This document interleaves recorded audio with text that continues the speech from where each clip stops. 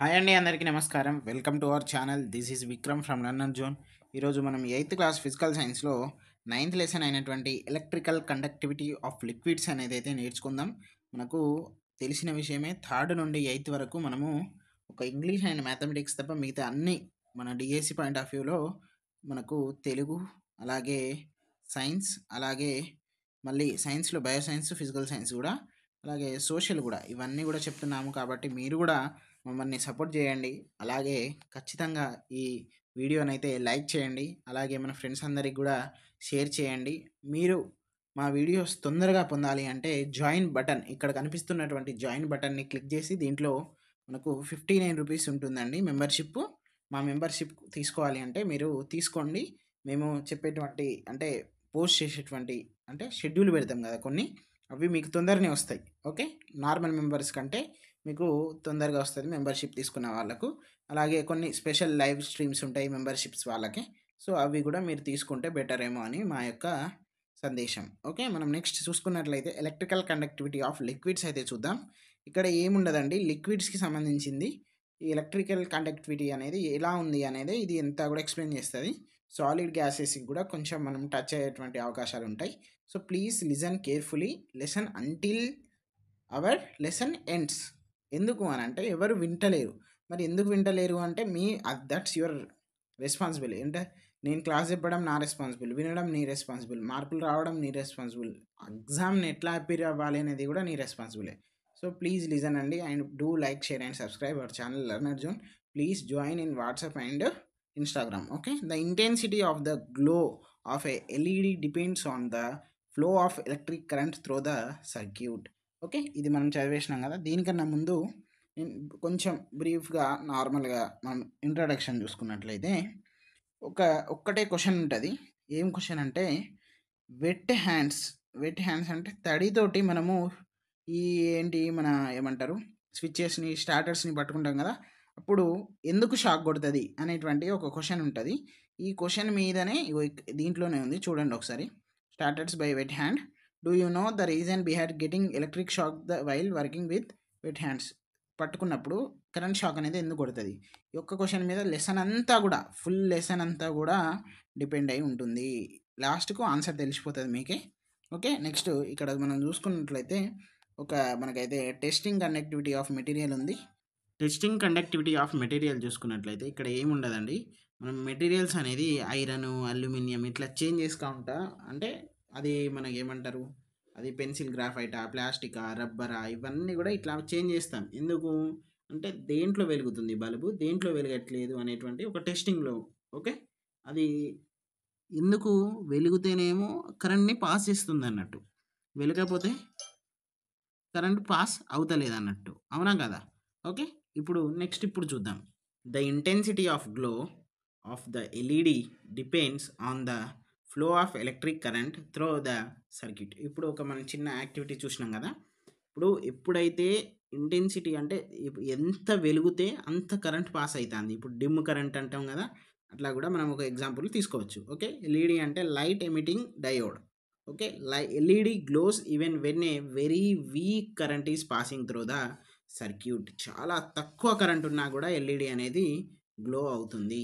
నేను short cuts అన్నట్టు short నోట్స్గా చెప్తున్నాను. మీరైతే ఒకటికి 2 సార్లు ఏం చేయాలి, టెక్స్ట్ బుక్ చదవాలి. Distilled water does not conductivity conduct electricity. అంటే ఇప్పుడు డిస్టిక్ వాటర్ ఏదైతే ఉందో, ప్యూర్ వాటర్ ఉంటుంది కదా, అదేమో రెయిన్ వాటర్ నుండి వస్తుంది కదా, దాంతో మనం ఎలక్ట్రిసిటీ అనేది పాస్ చేద్దామా అని అనుకుంటే చేయలేము. ఎందుకు అని అంటే దాంట్లో ఉన్నటువంటి మినరల్స్ ఏమీ ఉండవు, అది ప్యూర్ డిస్టిల్డ్గా ఉంటుంది. ఇప్పుడు ఒకవేళ డిస్టిల్డ్ వాటర్ని కలుపుకొని మనం ఇంకేమైనా లెమన్ జ్యూసు, లేకపోతే కాపర్ సల్ఫేట్, ఇట్లా ఇంకేమైనా పెడితే అది గుడ్ కండక్టర్ అయిపోతుంది. ఓకే, డిస్టిల్డ్ వాటర్ అనేది బ్యాడ్ కండక్టర్. అలాగే డిస్టిల్డ్ వాటర్ ప్లస్ సాల్ట్ లేకపోతే యాసిడ్ తీసుకుంటే మనకు గుడ్ కండక్టర్గా బిహేవ్ చేస్తుంది, అంటే దాంట్లో నుండి ఎలక్ట్రిక్ అనేది పాస్ అవుతుంది. నెక్స్ట్ ఇక్కడ ఒక పిక్చర్, ఎల్ఈడి పిక్చర్ అయితే చూస్తున్నాము. ఇది చిన్నదేమో negative terminal of the battery, పెద్దదేమో positive terminal of the battery. Okay, అది కూడా గుర్తుపెట్టుకోండి. ఇప్పుడు ఉన్నటువంటి ఇవన్నీ పాయింట్స్ అక్కడనే నేను చెప్పేసిన, ఒకటికి రెండు సార్లు మీరు చదవండి.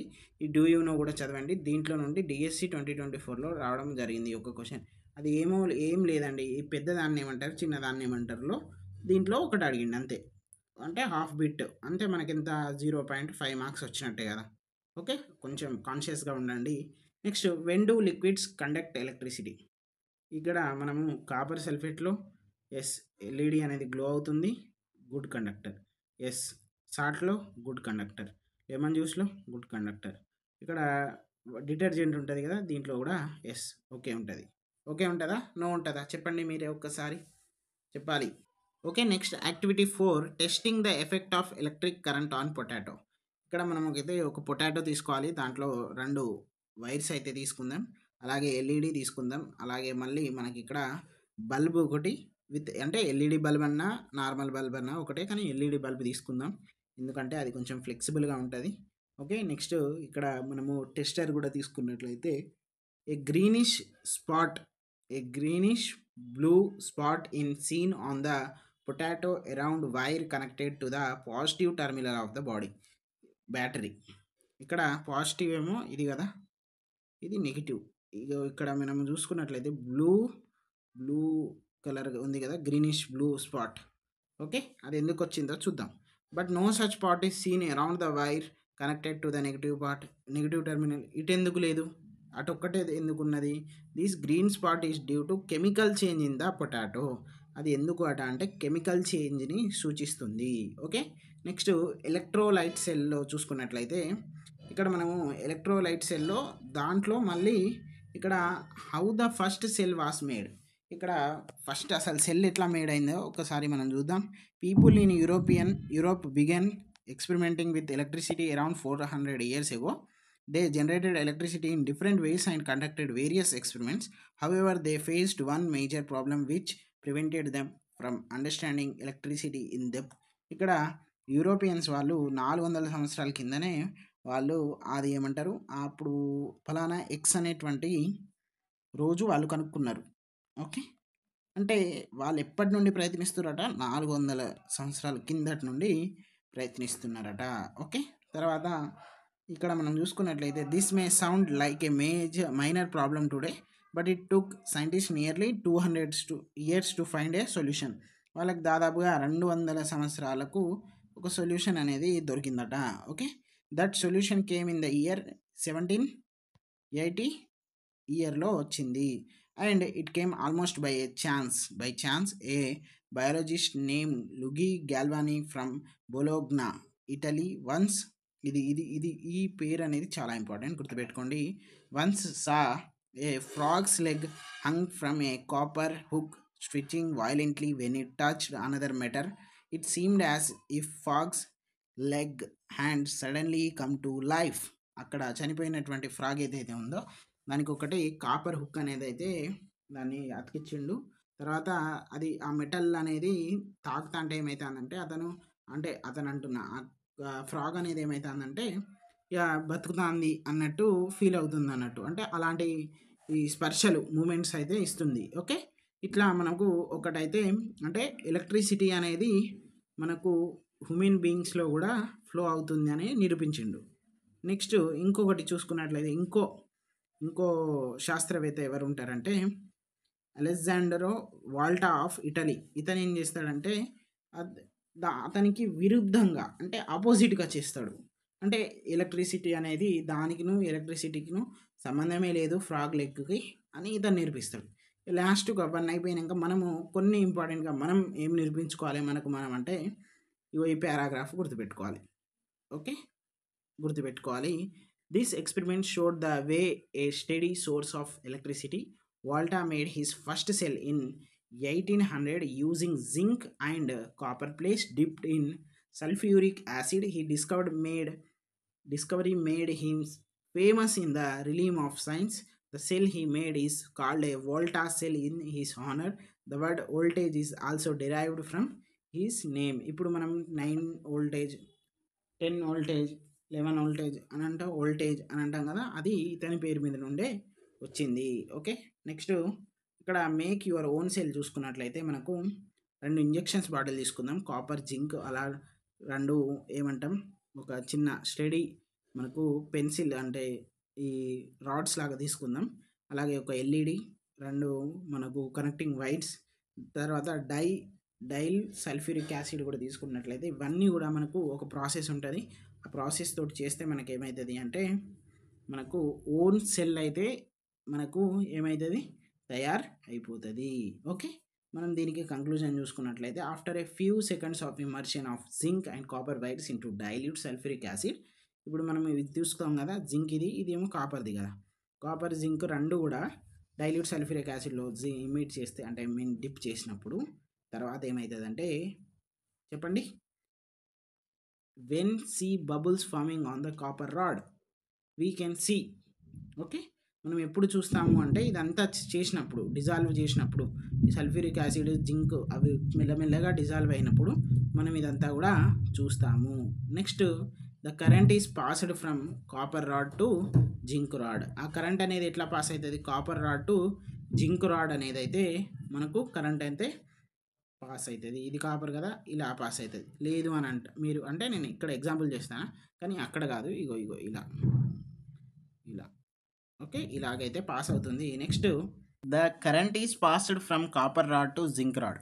ఇప్పుడు కరెంట్ ఎట్లా పాస్ అయింది, copper rod to zinc rod అనేది పాస్ అయింది కదా. ఆ రాడ్ని ఏమంటామంటే ఎలక్ట్రోడ్స్ అని అంటాము.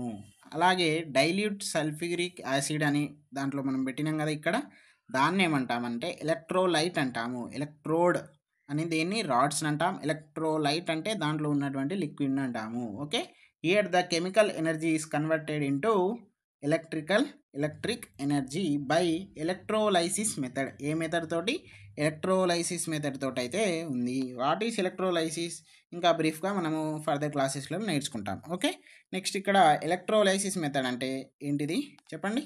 కెమికల్ ఎనర్జీ అనేది ఎలక్ట్రిక్ ఎనర్జీ తోటి కన్వర్ట్ అయిపోతుంది అన్నట్టు, అంటే సిఈ నుండి ఈఈ వస్తుంది. నెక్స్ట్, ఎలక్ట్రోప్లేటింగ్ ఇది డిఎస్సిలో ఉండే ఒక క్వశ్చన్, దాన్ని డిస్కస్ చేసుకుంటే copper plate has to be connected to the positive terminal of the battery. ఇప్పుడు నేనేం చెప్పిన, ఈ పాజిటివ్ టర్మినల్కి కాపర్ ప్లేట్ అనేది ఏంటిది కనెక్ట్ చేయాలి. ఈ క్వశ్చన్ ఇది స్టేట్మెంట్ మనం ఇప్పుడు ఈ ఎలక్ట్రోప్లేటింగ్లో మనకైతే కనబడుతుంది. ఓకే, తర్వాత కోటింగ్ అండ్ ఐరన్కి కాపర్ బై ఎలక్ట్రోప్లేటింగ్ మెథడ్. ఒక ఐరన్ కీని కాపర్ తోటి దాని మీద కోటింగ్ చేయాలి.